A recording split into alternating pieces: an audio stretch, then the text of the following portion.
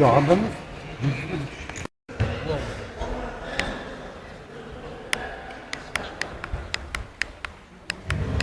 Teknik stazon.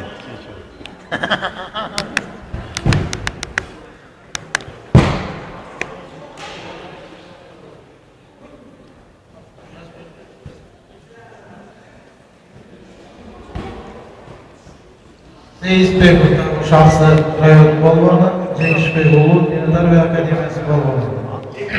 Anarbekoğlu Bulayla Pataboş.